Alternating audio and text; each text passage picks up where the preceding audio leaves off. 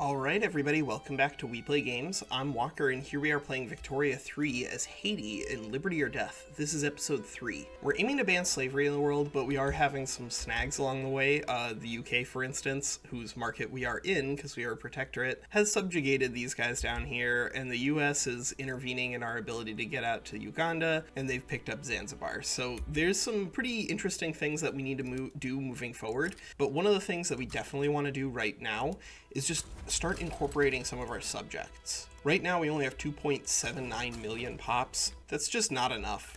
There's no way around it. We can colonize, we can conquer, but one of the easiest ways for us to pick up pops right now is to just annex our subjects. And the subjects here in the Niger River Delta that we set up, they all have relatively sized armies. They will demolish some of the barracks when we annex them, but that's okay, because if we have fewer troops but they're all trained with skirmish infantry and mobile artillery, they'll perform really well. And we do want to get our military up to the point where we can start naval invading maybe Japan, and forcing them to open their markets without British help. In the meantime, we are going to move into landed voting. Landed voting is sort of a devil's bargain because it does mean that the landowners are going to get a lot stronger temporarily, but that's okay. Stronger temporarily doesn't scare me nearly as much as the long-term problems of not liberalizing, because we need to get out of our theocracy that we set up. We set this up initially just because we had a really good ruler. Ambitious is a great trait at the beginning of the game as a minor nation, because authority is really useful then. But right now, we're just trying to jack up our authority as high as we can, so that way we can push through this landed voting as quickly as we can. And unspent authority does give you a shorter enactment time, which is really great. Generally speaking, the value of authority does decrease as the game goes on, because one of the best ways that you can spend authority, of course, is on your decrees. But decrees are state modifiers, and so state modifiers, they matter a lot if you only have 3 states. They're not so good if you have like 14, and they're terrible if you have 100. And so it's fortunate that you do have consumption taxes there as an outlet for authority expenditures in the late game, but it generally speaking does decrease in value, which is why you see people liberalizing their countries as they play. I would like to be able to fight France with British support, but I suspect that the British are probably going to do the same thing they did last time, which is get us in an advantageous position where we're beating the French, and then sign a white peace because they're not actually getting anything out of it. So we might just save our next great power war for Great Britain themselves to win independence, but our economy is definitely not big enough to do that just yet. All right, we completed the atmospheric engine. This is great because it's going to get us more tech points. Generally speaking, these journal entries, you want to be taking your tech points most of the time. There are some, like Central Archives, where you might want to take the bureaucracy bonus just so that way you can incorporate states faster. Alright, so we have 150 days towards our next election. I'm really hoping in that election we can get a powerful Liberal Party. If we can't get a powerful Liberal Party for whatever reason, because we don't get enough things that help us modify campaign momentum towards the Liberal Party, that's okay. We'll just bring them in anyway, because they are going to be the guys who are going to change this nation. We have a radical in charge of the intelligentsia and a Republican in charge of the industrialists. That personal alliance between those two is going to do a lot to help us change our fate here as Haiti. And again, because we have access to an African heritage primary culture, we can incorporate these states in 5 years. 5 years definitely makes it worth it. When they're 20 years, it's a little more complicated. It depends a lot on how many pops you currently have and what your growth looks like. But anywhere you can incorporate in 5 years is generally worth doing, especially because by annexing and incorporating these territories, we're going to have more cord pops, which is going to speed up the speed at which we can colonize. And colonization is pretty necessary right now. So as I said, sometimes you want the bureaucracy, and in this case we definitely do, because we just have so much stuff that we need to spend bureaucracy on. And we also picked up rail there. Rail is a very powerful tool for automation, and right now, because we have like literally 0 peasants, automation is absolutely critical to our long-term growth. Alright, so we had our first election. There weren't any election events, so we didn't get to change momentum around at all, but there were enough votes cast for the Liberal Party anyway that we can bring them in. So with the Liberal Party in power now, we can go ahead and enact census suffrage. I think we'll try to push that through first, but if we don't get a pretty fast census suffrage roll, then once we're done annexing our subjects here in the Niger River Delta, we're going to switch over to working on a parliamentary republic. This one is very likely to start a civil war, but that's okay. I'm willing to deal with it, because a civil war, especially if it's a civil war where we can fight it with British assistance, it should be pretty easy for us to win, and it'll make our legitimized parties, the parties that don't rise up in the Civil War, a lot stronger. And Benin is also going to be really critical for our growth because it has tons of coal and iron. Those are both really great resources. Annexed Dahomey. Right now, the only people working to preserve land voting are the landowners themselves. That makes sense. I'm really hoping we can get this one done, because we do want to make sure that all this territory that we're incorporating doesn't give landowners an enormous amount of political power, because landed voting is really good for landowners if there are a lot of aristocrats running around, and oh boy, are there a lot of aristocrats running around down here. But if we can get into census suffrage, then I'm a lot less afraid. Oh baby, we can just immediately enact census suffrage. Let's do it. And now I guess we can probably start a civil war prior to annexing Ashanti. That's fine. I like parliamentary republic over presidential republic. Generally speaking, again, authority decreases in value, and a parliamentary republic gives you a lot of legitimacy as any sort of democracy. Now, this one, like I said, almost certainly going to fire a civil war, but we should be fine because we have all of this territory now. So right now, preserve theocracy is at relatively low radicalism, just because none of the landowners are in that movement yet. But the moment that restore landed voting ends as a political movement, you'll see the landowners pop over to preserve theocracy, because we do have a theocrat in charge of the landowners at the moment. Oh, and now theocracy is up to 85 radicalism and counting. Oh, US, why did you do this? Why are you creating this border war, United States? Take Nevada, or Nevada, as the white people from there will tell you it is pronounced. All right, so in order to hit this, we need a level 3 motor industry. And in order to hit this, we need a level 5 arts academy.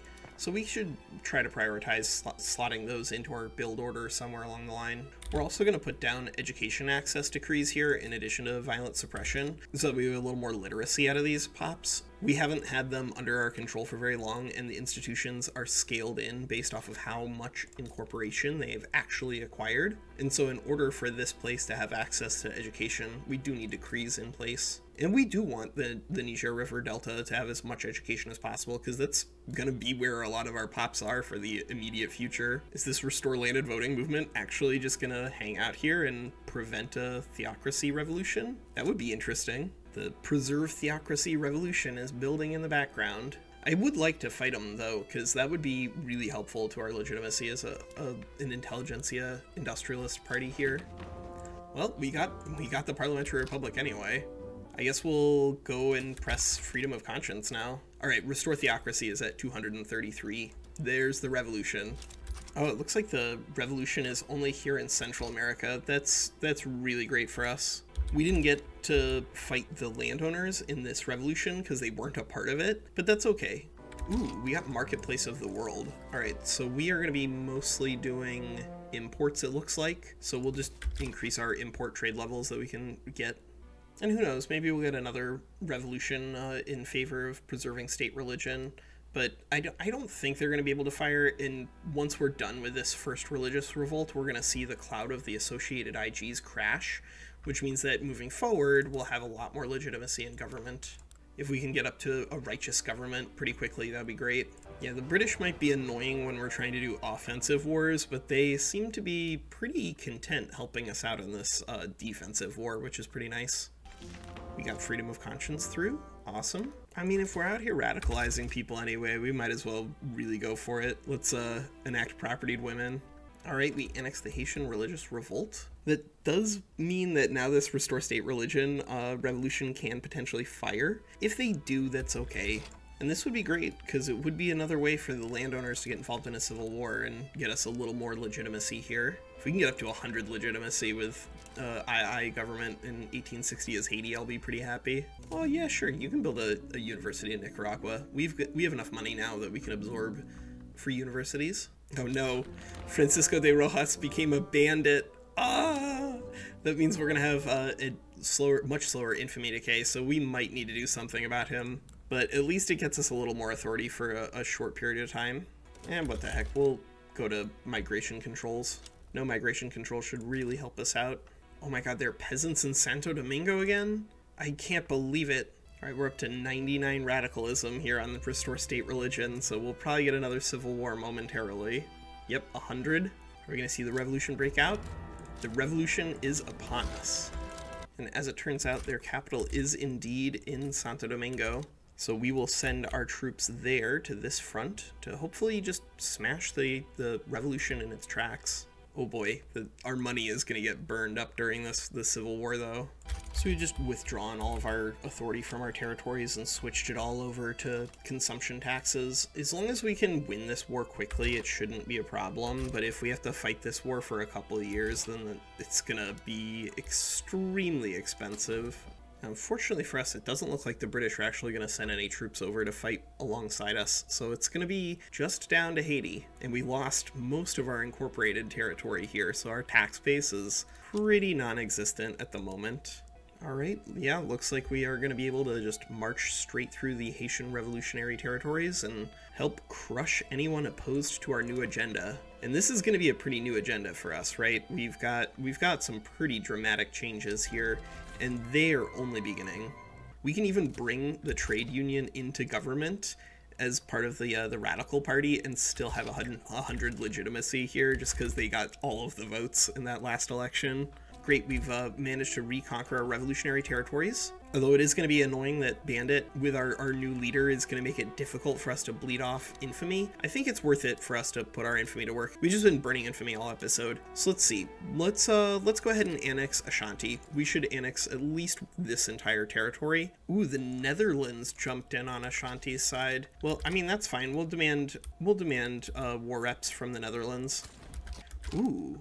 Will we only demand war reps from the Netherlands, or will we conquer Dutch Ghana and Dutch Guyana? I think we can fight the Dutch on our own. I'm not afraid of them. So yeah, let's take some Dutch colonial possessions.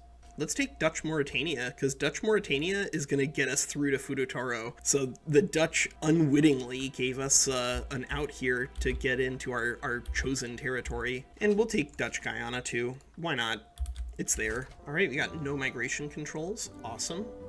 And we can push through restricted child labor now that we have just all of the political power is ours. We got restricted child labor. So the alliance was able to push us back temporarily, but I think now we're gonna be in a good spot to beat the Dutch. We've occupied their territories, they've occupied Liberia, but that sounds like a problem for Liberia, because now we're just gonna naval invade through Ghana, and Ashanti should collapse. Although the Dutch certainly gave us a run for our money there for just a moment, because we managed to not just annex but also incorporate the Niger River Delta. Our pops are growing, our economy is growing, everything's great. Don't worry about these little dips. That was part of the process, right? All right, so we annexed Ashanti. Well, the Dutch are willing to sign a peace with us, giving us everything we want right now. We don't even have to press it all the way.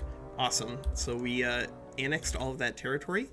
But more importantly, now we can annex all of this territory. France and Great Britain and everybody tried their absolute hardest to prevent us from achieving our goal, but no one can stop Haiti. Actually, now because we have Dutch war reparations and everything else going on, I think we can definitely grow our construction.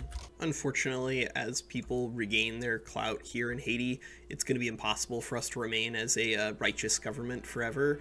But being in righteous government, even for just a little while, was really helpful because it let us push through an enormous number of changes in a very short period of time. Uh-oh, Mexico, what are you doing over here, friend? It looks like you're about to get torn apart by people. Yeah, they're fighting the UK and the US at the same time. Oof. We got dialectics unlocked, which is great, because that's just going to be even more research. You get 4.5k on socialism. That sounds great to me. Let's do it. The Americans and their annoying colonization out here. I mean, whatever. We're in contact with Rift Valley, which means we really only need one war here to have contact with Buganda and the greater Lake Victoria region, but still very rude, United States. We'll take out all our pent-up aggression by just conquering through here. But now we have enough territory in Senegal that we should probably hire a commander for it. So we've picked up another general. Uh-oh. The killer ended up being the general that we had in charge in the Niger River Delta, so we had a Ripper event. Unfortunately, it cost us our general there, but that's a problem we can fix pretty easily. And we hit economy of scale bonus, so this is going to be pretty great. Mechanization is just going to be across the board really helpful. We are up to 28.6% peasants because we've been annexing territory out here in the River Delta, but it's still going to be very low. We have a new distribution of power here.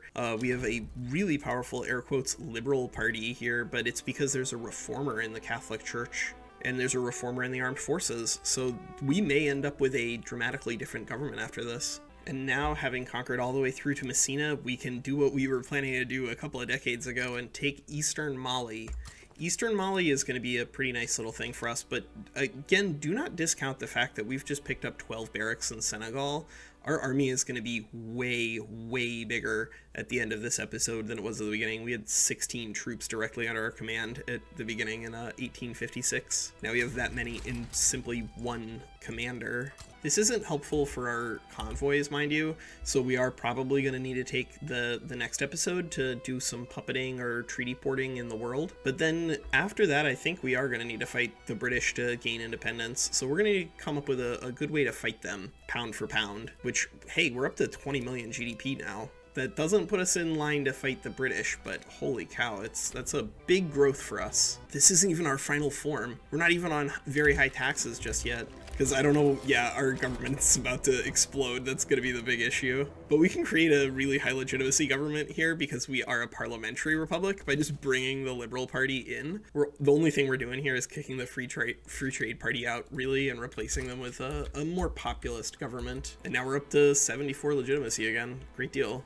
Alright, we conquered eastern Mali. We didn't actually conquer the rest of Messina. We will need to come back for them because they do have slavery, and I forgot to add them. I forgot to add banned slavery as one of our war goals. But we are now able to start working on the Moscow Gene, and so we should have a pretty huge increase in our literacy over the next decade. Not to mention the fact that by picking up Mali, we did pick up 1.3 million pops there. That's a really big deal. And we'll chuck a couple of construction sectors up front just to help them push the mosque through. I think that's a good place for us to pause Liberty or Death. That's episode 3. We managed finally to get into Mali. That's what we were looking for all along. I probably should have thought about attacking the Dutch as soon as they started colonizing out here in Mauritania. They kind of spelled their own doom there. But we do have a really massive border with France now, as well as a really massive border with the UK and a border with the US. And so any great power war we fight, we're going to need to be able to punch up. Fortunately, with 12.8 million pops, we're now 10 million higher than we were at the beginning of the episode. So our economy is definitely roaring here as Haiti.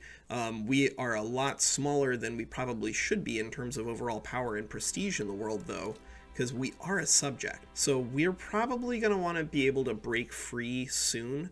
As it stands, a major power would require 286 prestige, and we have 266 prestige, so we're not actually below where we should be just yet. But in the next decade or two, I think we will see that becoming a British subject, it's a mixed bag. It's a devil's bargain for sure. But you know, despite the fact that our ruler is a bandit and therefore we're having infamy decay problems, our infamy isn't super duper bad, and we should be able to spend the next episode maybe ending isolation here in Japan. That would be pretty fun. So yeah, tune into that for our next episode of Liberty or Death here on We Play Games. I'm Walker. Take care.